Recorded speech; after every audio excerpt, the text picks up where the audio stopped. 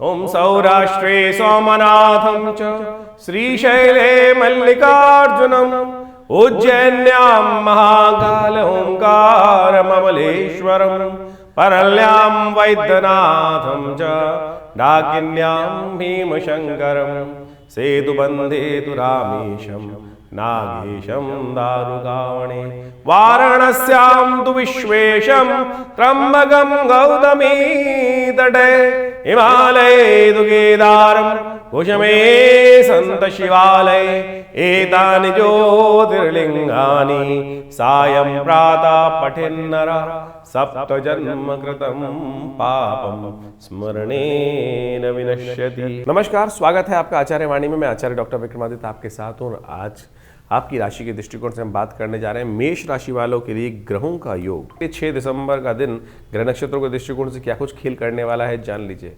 धन योग आपकी राशि में बनकर तैयार है, शनिवार का अवसर है और द्वितीया तिथि पौष मास की द्वितीया शुक्ल कृष्ण पक्ष की द्वितीया तिथि विराजमान है इस दिन। धन योग आपकी राशि में बहुत बढ़िया तरह से बनकर तैयार हो रहा है और ये धन योग केवल एक बात आपके लिए बता रहा है, खासतौर पर स्वार्थी बन जाओ। बहुत ज़्यादा उदारता की बात मत करना। बहुत ज़्यादा उदारता में क्या होता है, कई बार वो पहले आप में पुरानी कहावत है ना कि वो कई बार ट्रेन का दरवाजे बंद हो जाता है। तो आजकल तो इस बात का ध्यान रखें कि जहाँ मौका मिले सबसे पहले अपना पैर कहीं ना कहीं अड़ा दीजिए और उस अपॉर्चुनिटी का लाभ लेते हुए कार्य करने का प्रयास करें। इस दिन बुध भी राशि परिवर्तन की तरफ जाते दिखाई दे रहे हैं और ये बुध का राशि परिवर्तन जो रात्रि के बाद होगा कुछ दिन के लिए थोड़ी समस्याएं उत्पन्न करने की योग दे सकता है, लेकिन आपको बुध को सही करना होगा और बुध को ठीक करने के लिए खास तौर पे एक बात का ध्यान रखना चाहिए, हो सके तो किसी गौशाला में सब्जी इत्यादि का दान अपने सहयोग से अवश्य करने का प्रयास करें। जितनी आप गौशाला में पालक हो गया, थोड़ा सा जो हरी सब्जी हैं उनको यथाउचित भाव से कुछ दिन दान करने का प्रयास कीजिए, क्योंकि चतुर्ग्रही योग बनाकर ये बुध महाराज आपकी राशि में जिस प्रकार से अष्टम भाव में विराजमान होने जा रहे हैं, ये कहीं ना कहीं बनी बनाई खेल को आपको थोड़ा सा वीतरागिता उत्पन्न करते दिखाई देंगे और उसको बात आपको समझ में आएगी नहीं। और वो थोड़ा सा मंगल के साथ, बुध के साथ, शुक्र इत्यादि समस्त ग्रह जो परिवर्तन करने की तरफ योग बना रहे हैं, ये थोड़े से आपके लिए ऐसे ही विचित्र प्रभाव उत्पन्न कर सकते हैं कि हर छोटी छोटी बातों में आप हर बात को दिल पे अपने ऊपर ही लेके बैठ जाएंगे। अरे छोड़ दीजिए, रात गई बात गई, नया दिन नया चीज़ों को शुरू करने का प्रयास कीजिए, वो आपके लिए बहुत ज़रूरी है। 7 तारीख का दिन रविवार का अवसर है, तृतीया तिथि इस दिन विद्यमान है और इस दिन राशि के दृष्टिकोण से आप मान के चलें मंगल महाराज जो हैं वो विशेष तौर पर एक विशेष परिवर्तन की तरफ जा रहे हैं, केतु के नक्षत्र में प्रवेश करने का योग बना रहे हैं और ये आपकी राशि के दृष्टिकोण से ऐसा मान लीजिए कि ये परिवर्तन ऐसा प्रभाव उत्पन्न करते दिखाई देंगे।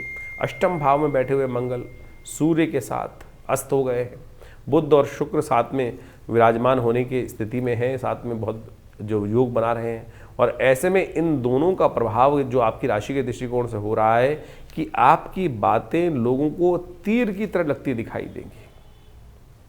तो इसलिए कम बोलना ये आपके लिए सबसे ज़रूरी बात है। इन दिनों इस बात का विशेष तौर पर ध्यान रखते हुए रखने की ज़रूरत है, कम बोलें, नहीं तो आपकी राशि के दृष्टिकोण से क्या होगा और आपकी राशि के दृष्टिकोण समझ के चलें कि कहीं ना कहीं स्थितियाँ खराब हो सकती हैं। 7:30 चल रही है आपके ऊपर, शनिवार का दिन है, शनि स्तोत्र का पाठ करें, हो सके तो काली उड़द का या जो लोहे का सामान है वो कुछ भी रूप में शनि के निमित्त तेल इत्यादि का दान अवश्य करने का प्रयास करें। छाया पात्र का दान में देखकर अपने चेहरे को तेल का दान करना भी आपकी राशि के दृष्टिकोण से शनि का प्रभाव थोड़ा शांत करेगा। शनि इन दिनों बड़ी विचित्र स्थिति में धीरे धीरे अपने आप को आगे बढ़ाने की स्थिति कर रहा है। जल्दीबाजी करना, छटपटाहट रखना, बृहस्पति ने परिवर्तन करके आपके अंदर एक छटपटाहट उत्पन्न कर दी है इस वक्त। उस छटपटाहट को थोड़ा सा कंट्रोल करते हुए कार्य करने की ज़रूरत है। भद्रा है, नए कार्यों की तरफ अग्रसित मत होइएगा। इस दिन थोड़ा ग्रह उस संबंध में भारी दिखाई देते हैं। 8 दिसंबर जो है वो सोमवार का अवसर है, चतुर्थी तिथि विद्यमान है, सर्वार्थ सिद्ध योग बनकर तैयार है। ऐसे में मेष राशि वालों के लिए ग्रह नक्षत्रों का यदि योगा योग हम समझने का प्रयास करें तो एक तरह से आपकी राशि में ये समय अनुकूल है, बहुत अच्छी स्थिति में ग्रह हैं आपकी राशि में। लेकिन आपकी राशि में लेकिन साथ साथ इसलिए चलता है क्योंकि जो आपको चीज़ों को समझते हुए कार्य करने की ज़रूरत है। इन दिनों स्वास्थ्य का सबसे पहले ध्यान रखने की ज़रूरत है। चीज़ें आपके फेवर में, मौसम परिवर्तन की तरफ जा रहा है और इन दिनों आपके ग्रह ऐसे हैं कि आपको किसी की बात सुनना अच्छा ही नहीं लगता है और जो आपके हित की बात भी करेगा उसके आप शत्रु बन जाएंगे। ऐसे ग्रह योग आपके लिए बनते दिखाई दे रहे हैं। और फिर थोड़े से आप इमोशनल भी ज़्यादा हो रहे हैं इन दिनों, हर चीज़ को अपने इमोशंस में लिखते दिखाई दे रहे हैं। तो ग्रहों का प्रभाव ठीक करने के लिए इन दिनों थोड़ा सा आपको हनुमान जी का सहारा लेने का प्रयास करना चाहिए, हनुमान जी की प्रार्थना करनी चाहिए, वो आपके लिए बड़ी कल्याणकारी रहेगी। 9 तारीख का दिन मंगलवार का अवसर, पंचमी तिथि विद्यमान है। इस दिन बुध अनुराधा नक्षत्र में जाते दिखाई दे रहे हैं, शुक्र जो है वो ज्येष्ठा नक्षत्र में जाते दिखाई दे रहे हैं। और इन दिनों का दोनों ग्रहों का योग मंगल और सूर्य के साथ विद्यमान होकर जो योग बना रहा है वो विशेष तौर पर आपको समझने की ज़रूरत है। ये समय आपकी राशि के दृष्टिकोण से कई मामलों में अच्छा है और कई मामलों में थोड़ा सा आपके लिए विकट स्थिति हो सकती है। जो थोड़े से नेगेटिव माइंड के लोग हैं, जो हर चीज़ में थोड़ी सी नेगेटिविटी ज़्यादा देखते हैं, वो आपके लिए घातक सिद्ध हो सकते हैं। इस बात का ध्यान रखने की ज़रूरत है। जो 24 घंटे आपके समक्ष कुछ ना कुछ अर्जी लगाते रहते हैं ना, भाई मेरी ये हेल्प कर दो, भाई मेरी ये हेल्प कर दो, भाई मेरी ये हेल्प कर दो, वो किसी काम नहीं आने वाले आपके। इस बात का ध्यान रखना। और एक बात ध्यान रखना, ज़्यादा सच बोलना, चीज़ों को सही रूप से करने का प्रयास करना, वो आपके लिए घातक सिद्ध हो सकता है। क्योंकि मंगल इन दिनों अस्त चल रहा है आपकी राशि के दृष्टि, मना आप कर नहीं पाएंगे। और गलत कार्य की जो विशेष तौर पर जो आपका नुकसान होने वाला कार्य है उसको यदि आपने पकड़ लिया तो आप ये मान के चलना, समझते बूझते भी। और इस वक्त ग्रह का बड़ा विचित्र स्थिति भाव ये है कि आपको चीज़ें समझ में भी आ रही होंगी कि ये आपके लिए नुकसानदायक है, लेकिन फिर भी जाकर आप अपनी शालीनता के कारण से उस गलत ट्रैप में फंसते दिखाई दे रहे हैं। हनुमान जी का सहारा लीजिए। हनुमान जी का सहारा लेंगे क्या होगा? हनुमान जी जानते थे कि किस प्रकार से कौन पिशाच है और कौन नेगेटिव है, कौन किस प्रकार से लोग हैं। और हनुमान जी की शक्ति तो अपार थी, लेकिन आपकी शक्ति तो अपार नहीं है ना। तो इसलिए हर मंगलवार का अवसर है, सुंदरकांड का पाठ कीजिए। हमने भी विवेकानंद योगाश्रम में इस सुंदर तिथि में हनुमान जी का पाठ आश्रम पर यज्ञ रखा हुआ है, आप भी उसमें सम्मिलित हो सकते हैं। शाम के समय कार्यक्रम रहेगा, सवा मनी का भोग रहेगा।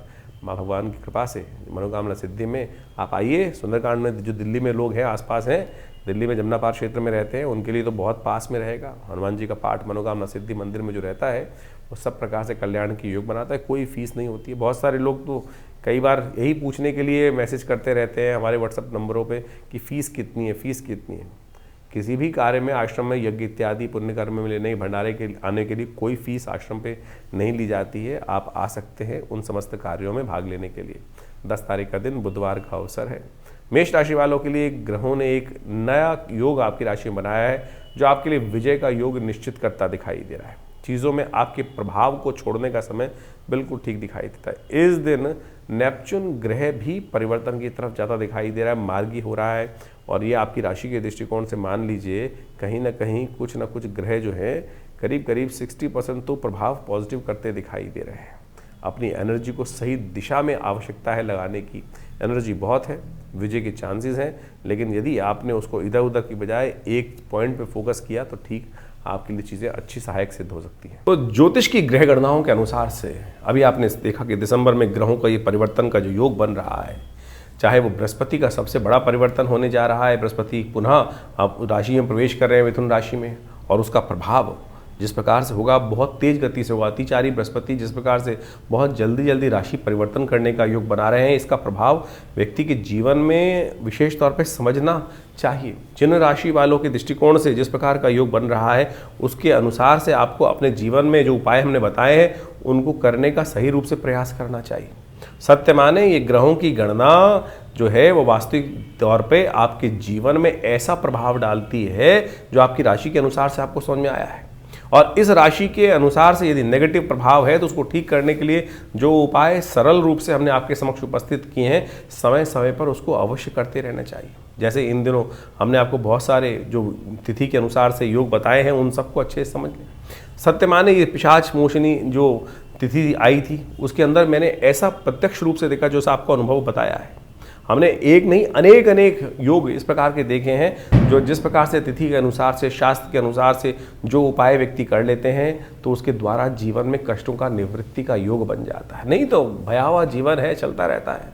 देखिए बड़े भाग्य से मानुष तन पाया है। 84 लाख योनि के बाद इन सब से भटकते हुए हमने बड़ा श्रेष्ठ समय प्राप्त हुआ, हमको ये सुंदर कार्य करने का, सुंदर भोगों को प्राप्त करने का योग बना। लेकिन फिर भी यदि हमारे जीवन में कुछ ना कुछ हम उसको वैज्ञानिक तौर पर चीज़ों को समझकर परिवर्तन न लाएं तो फिर ये समय जो है व्यर्थ रूप से गवा देंगे। इसलिए परिष्कृत पद्धति से भारतीय संस्कृति के ऋषि मुनियों ने हर चीज का निदान, सकल पदार्थ है जग माही, कर्महीन पुरुष पावत नाही।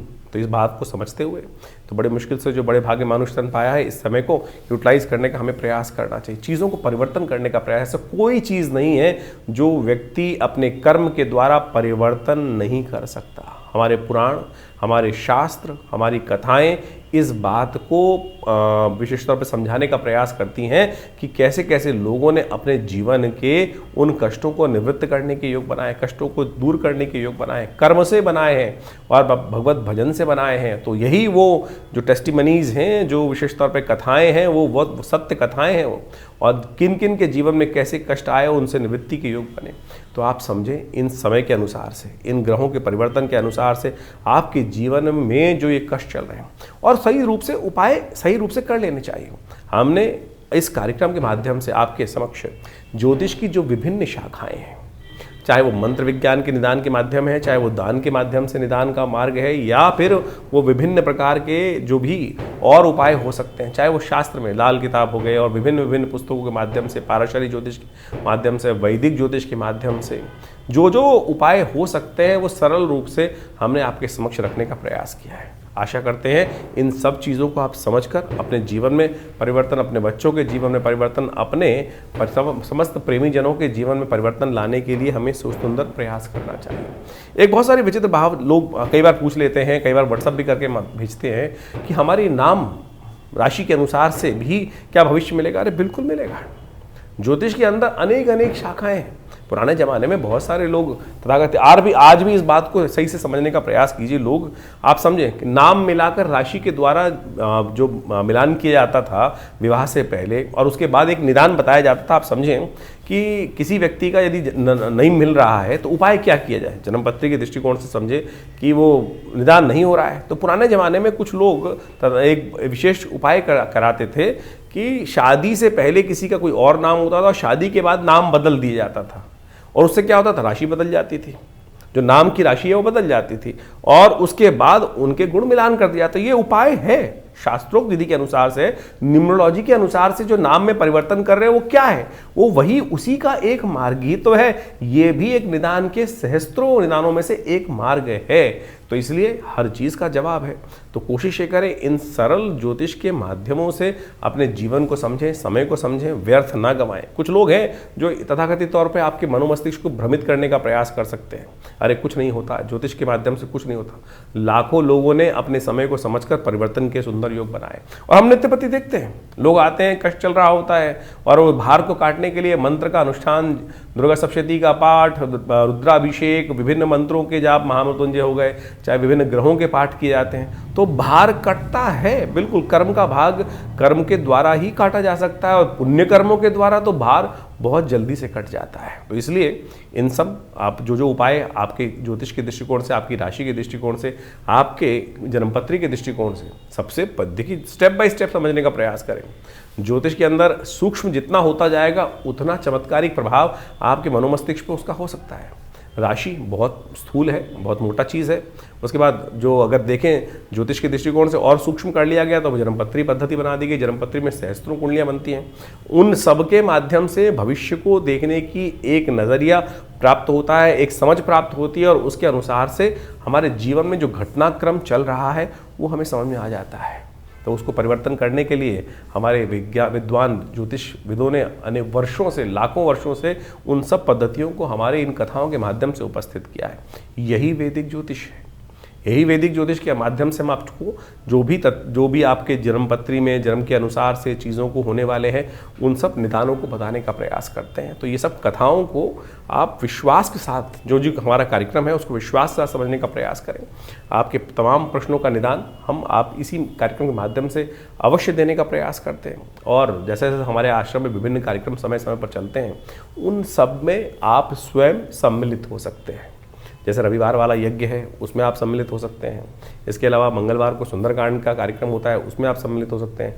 विभिन्न उत्सव समय समय पर होते रहते हैं, उन सब के निमंत्रण हम आपको देते रहते हैं। और आप उसमें व्यवस्था जान लीजिए, उसमें कोई शुल्क आश्रम की तरफ से नहीं लिया था। कुछ लोग हैं, हमारे को कंप्लेंट आती रहती है, हमारे नाम से कोई आपको जन्मपत्री या कोई भी निदान करने के लिए पैसे मांग रहा है, तो कम से कम ये देख लें कि हमारे आश्रम से कोई ऐसे पैसे की लेन देन की व्यवस्था नहीं होती है, हम कोशिश नहीं करते हैं। तो आप सरल रूप से आश्रम पे आइए, हर रविवार को हम स्वयं मिलते हैं आप सबसे और आपके प्रश्नों का निदान भी देने का प्रयास करते हैं। हाँ, ज्योतिष की जो जन्मपत्री दिखाने का शुल्क होता है वो ज़रूर आश्रम की व्यवस्थाओं को चलाने के लिए आवश्यक है, वो सब चाहिए भी होता है। और आप चाहें तो आप स्वयं सम्मिलित हों भगवती के इस यज्ञ में, विभिन्न कार्यक्रमों में जो ये विवेकानंद योगाश्रम की तरफ से हम चलाते हैं। हॉस्पिटल भी चला रहे हैं, एक बहुत बड़ा जो 100 बेड का हॉस्पिटल है विवेकानंद योगाश्रम हॉस्पिटल।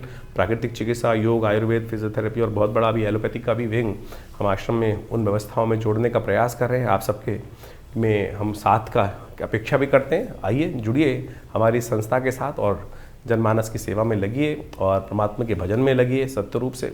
और साथ साथ बहुत सारे और भी कार्य, चाहे गौशाला का कार्य आश्रम में चल रहा है, सदा व्रत का कार्य चल रहा है, यानी भंडारा भी चलता है, गरीबों को भोजन कराने की व्यवस्था होती है।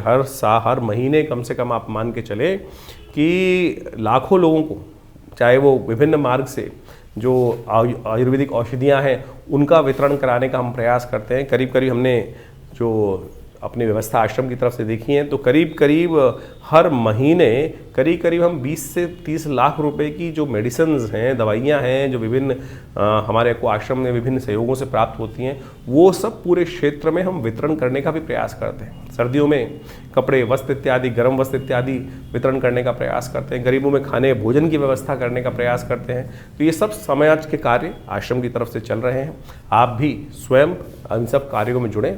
आप सबको ये जीवन में शुभ होगा, कल्याण होगा और आनंद के योग बनेंगे। धन्यवाद।